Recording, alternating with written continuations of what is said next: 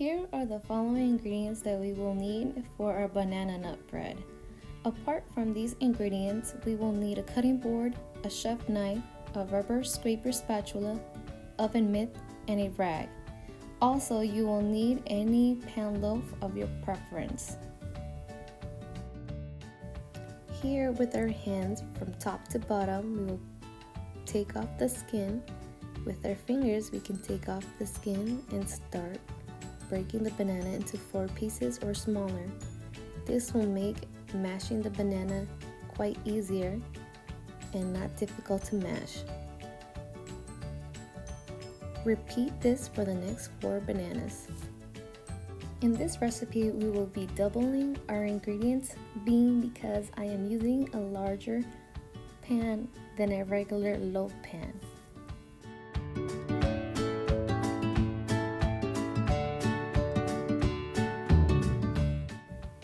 Here with a fork, you will begin mashing your banana. For me, it is easier to use a fork to mash and get every bit of banana and to get more detail in mashing it.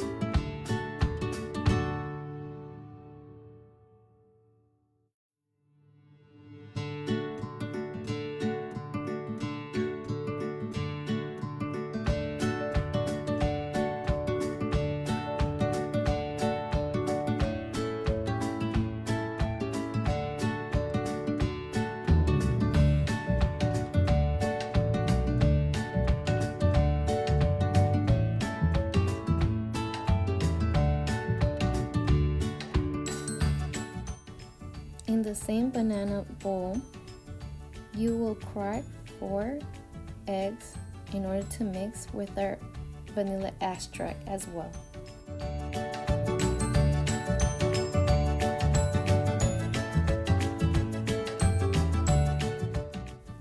Here we will add 2 teaspoons of vanilla extract.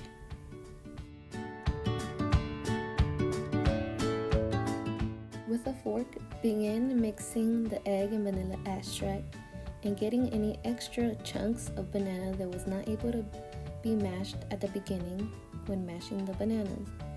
I'm using a fork because it's better to get into detail in mashing and mixing the ingredients together.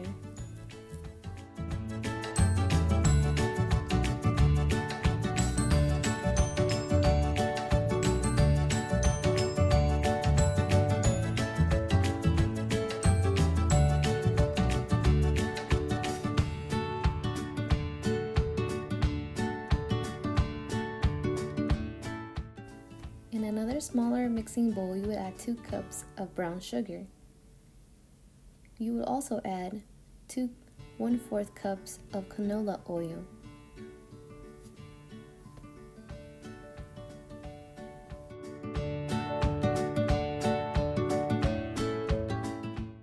Now you will add your butter, and with the spoon, it will help you take out the butter since it's a little sticky. The oil and the butter will make the banana bread moist and soft.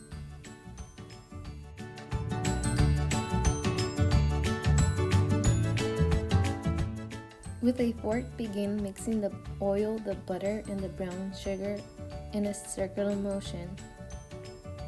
Keep mixing until it's a smooth consistency.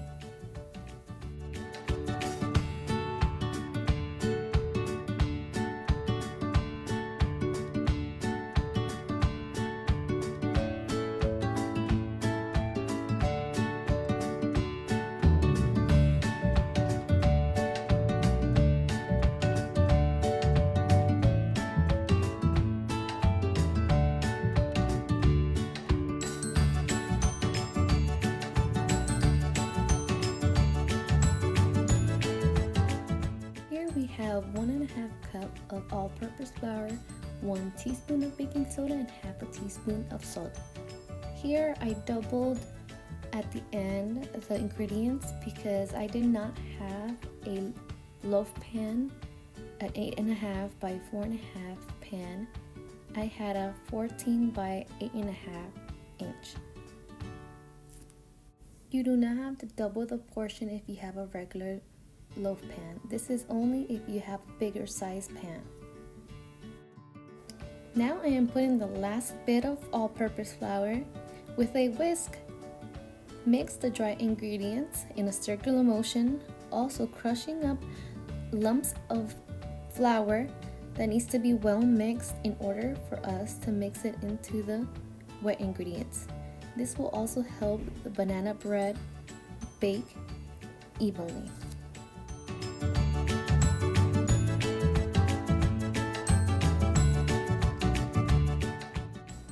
Here I will be adding the doubled size portion of the buttermilk.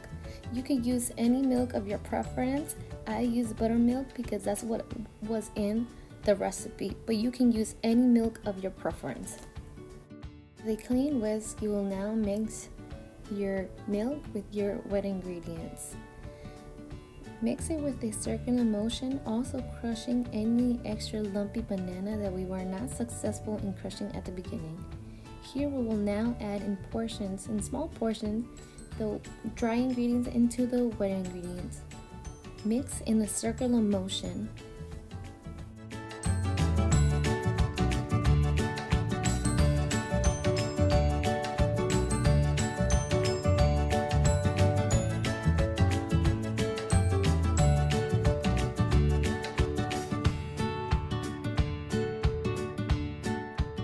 Pouring the flour into the wet ingredients in small portions will help us mix the ingredients together smoothly and evenly.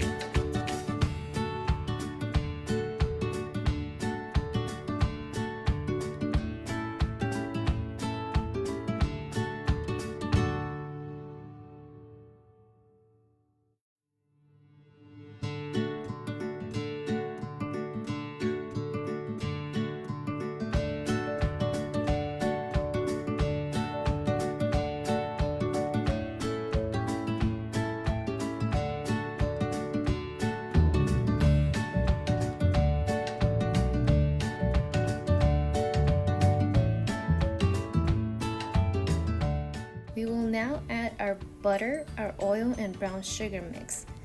We will mix in a circular motion as we have been with our previous mixtures.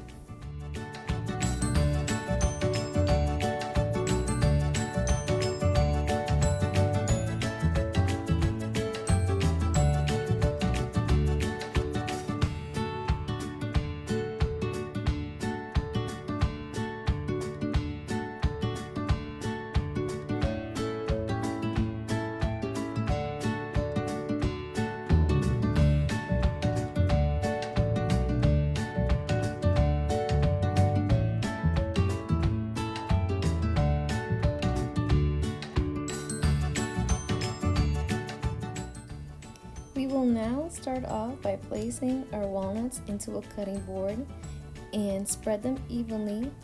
And with a chef knife, we will be cutting the walnuts into small pieces starting from left to right, from bottom to top. This all depends on your preference and how big or small you want your walnuts.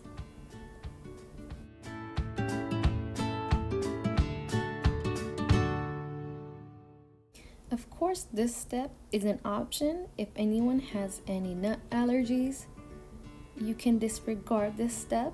The banana bread is good also without the nuts. This is an option. It does not have to be added.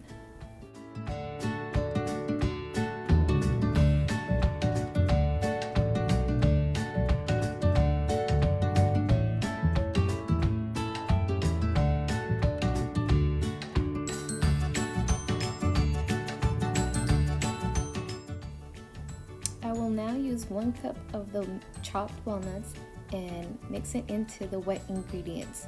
The rest of the walnuts I will use to top at the end once we put it in our pan.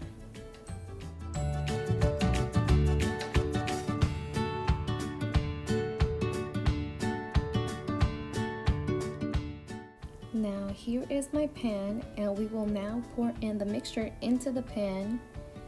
I do not need to spray my aluminum pan since it's already a non-stick pan. With a scraper spatula, make sure you scrape all the extra mixture that cannot be poured into the pan. If your pan is not a non-stick pan, you will need to purchase and add to your ingredients a cooking spray and spray it all over your pan in order for your banana bread not to stick to your pan. Here with my spatula, I will smooth everything out and even the banana bread so the banana bread can cook evenly. Here I will take a half cup of the chopped walnuts that we had cut previously and add a generous amount on top of the mixture.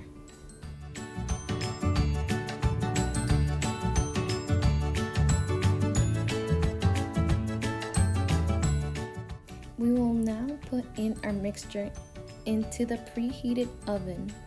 We will put it in the lower level of the oven so it can cook a little faster, and we will cook it for 50 to 60 minutes.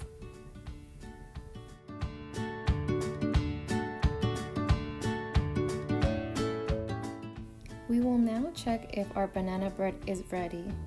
With a kitchen rag, we will pull the tray out and also get a fork and poke into the banana bread. If the fork comes out dry, that means the bread is ready. Once your banana bread is ready, turn off oven and use a kitchen glove and a kitchen rag to pull the lower tray where the banana bread is to take out the banana bread. Place the banana bread on top of the stove for it to cool.